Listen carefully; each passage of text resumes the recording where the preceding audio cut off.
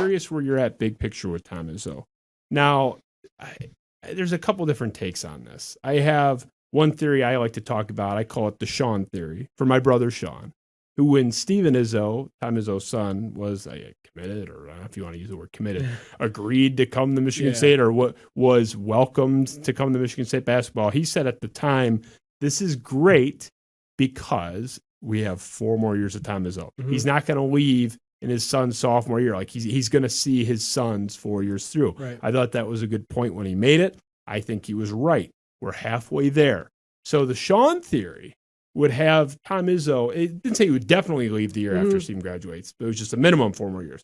The Sean theory would say we have 2 years left, and then we're watching the clock on this guy's career. He's phenomenal. The Michigan State fans that shit on this guy, I want him to have a second title more than anybody probably except the man himself, okay? I agree he needs it if he wants to really leap up there. I'm with you. He's not beyond reproach.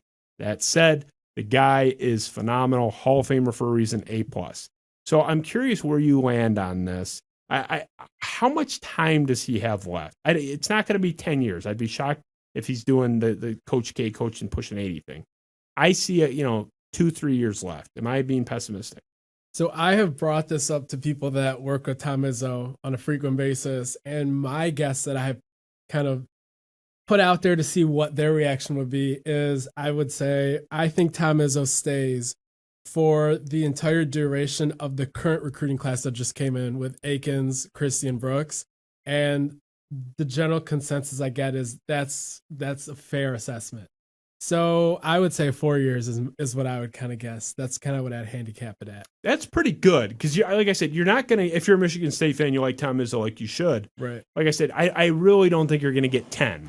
You're probably not going to get 8. So, like, if you can guarantee me 4 or 5 more years, like, I would probably take that if you offered it. The other thing is, do we believe when Tom Izzo says that this pandemic re-energized him and he now is further away from retiring than ever because he realized that being at home was boring? That's what he keeps saying. I see. I didn't hear that. That's that's news to me. He said that? Yeah, so he said that at his beginning of the year presser, once we finally got the season going and things like that. And then I believe he also said it on one of the national radio shows, maybe Jim Rome. That's something he said a couple of times where he's like realized that while he's sitting at home all the time, there's not that much to do. He just wants to get back out there and coach. So he has said a few times that now he's further away from retiring than ever. I don't know if that's just kind of like a short-term thing. In 4 years, is he really going to be like, well, that one time we had the pandemic, I was bored a couple of days, so suddenly let me change my whole career plan? I don't know, maybe, but I'll still stick with my 4 years guess. Yeah, I would take it. I think that's fair. I mean, he's definitely going to stay through Stevens' thing. He's not leaving after this year. Yeah. But okay, good insight from the people around Tom Izzo. The guy's on my wall in like 5 different places. I have a commissioned painting of the guy on my wall over my shoulder. So obviously, you saw my license plate. It's TM Izzo.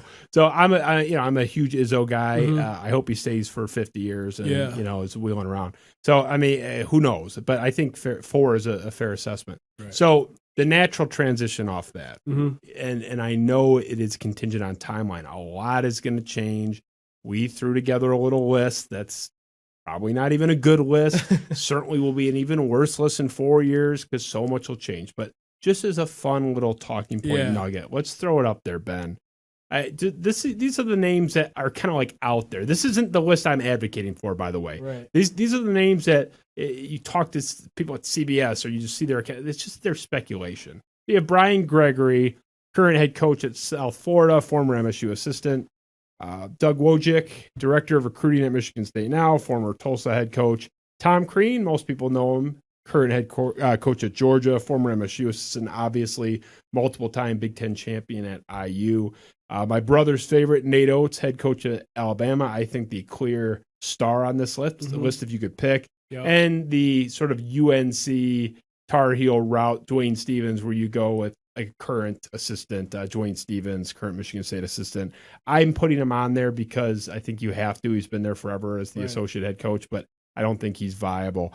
Like, where do you think they go? Do you think they go the UNC Hubert Davis role, even with Roy Williams, Larry Brown? I mean, they always go to a Tar Heel. Tom Izzo himself paid his dues on the Michigan State bench under Judd Heathcote. Do you think they hire within the family? It doesn't have to be in the family now. Tom Crean is in the family technically. Yeah. Do you think they hire within the family, or is it like a blank slate search whenever they move on? So here's something that's interesting about.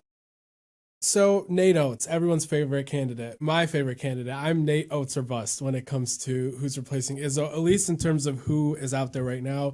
Maybe there's a rising star in a couple years and that changes my mind. But so Nate Oates is someone that technically is not within the family. He's never coached at Michigan State. But there's a little different nuance there with him than when it comes to other people at other programs that don't have technical or don't have like actual ties to the program. So when Nate Oates was, I don't know if you know this, some people do, some people don't, but he's done interviews where he's mentioned this in the past, but Nate Oates, when he was a teacher and a coach at Ypsilanti High School in Michigan, would always come up to Michigan State anytime he had free time. He'd watch the walkthroughs. He'd coach alongside Izzo at camps. He was like at Michigan State every chance he got for a few years. See, I didn't know that. Yeah.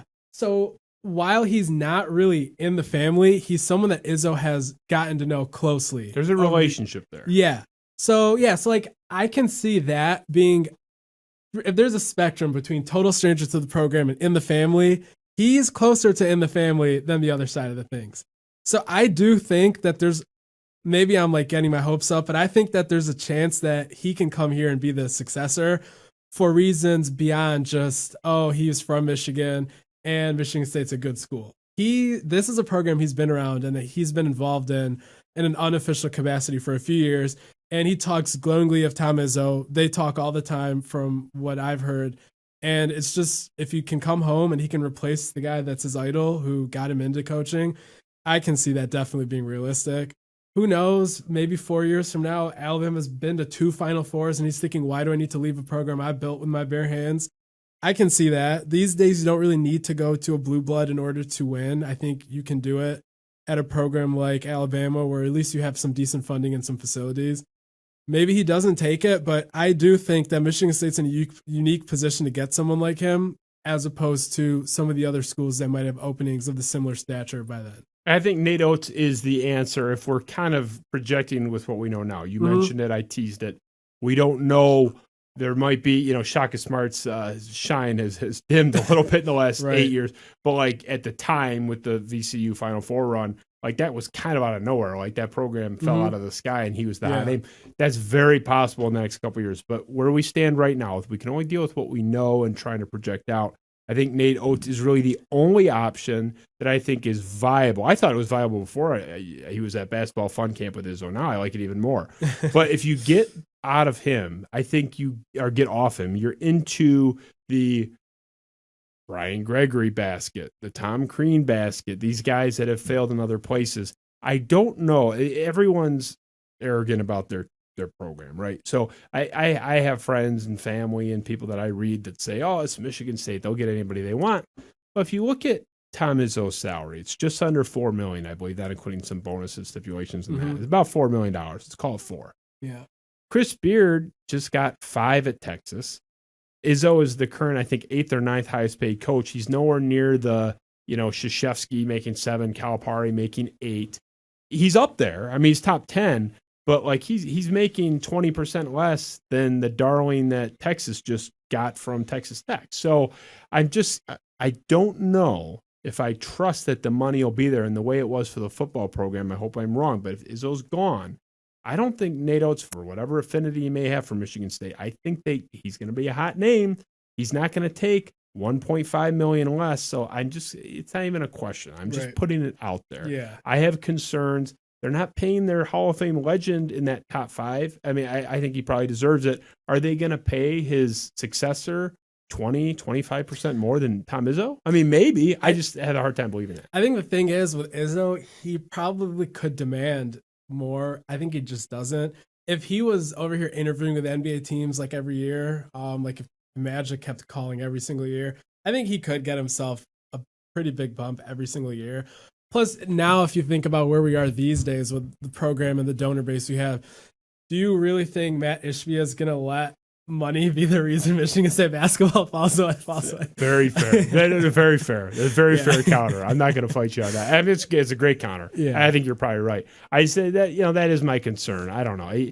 To me, it'd be weird. I wouldn't complain, but it'd be weird to have hire someone in at a quarter more than Izzo was making. But whatever. That's true. I mean, I don't want. There's this like myth out there that Michigan State has. Oh, it'll work out. It's like once money aside, if you take Nate Oates off the table, I don't like the list. Me neither. That's another. I don't like it. I've been told to like, as an article idea, people are like, why don't you go ahead and make a list of potential Tom Izzo replacements? And I'm like, no, I don't really think that's a good idea. They're like, why? Because you don't like to speculate?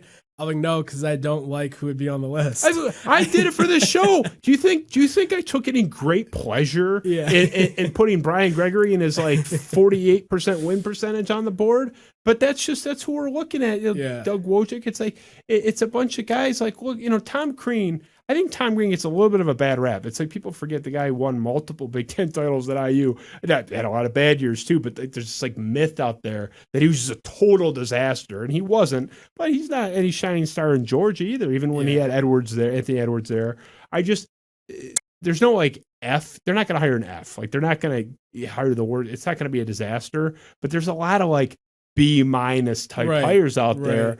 And that's not inspiring. We already have like an A coach now that we're talking about the heartbreak of 2012 and 2010 and 2014. It's just he can't even get us over the hump that second time. Now we're going to take a backward slide. So I'm with you. It's kind of like Nate Oates or bust. The people that are like Brad Stevens, Indiana thinks they're hiring Brad Stevens every year. He's not coming. He's definitely not coming here. If he's turning down IU, which I think would have more affection. He'd have more affection for than coming to Michigan State. But you're not going to get that guy. You're not going to get Billy Donovan. Forget it. Like that's the people that wanted John Gruden every year for Michigan State. It's like it's not happening. So it's Nate Oates or bust, right? Can we wrap that? Yeah, I would say so. No home run available. So let's transition to the football program. Before you go to another tab, please like, subscribe, and follow for more clips and highlights. Good? Okay. See, beautiful. That's a natural at work.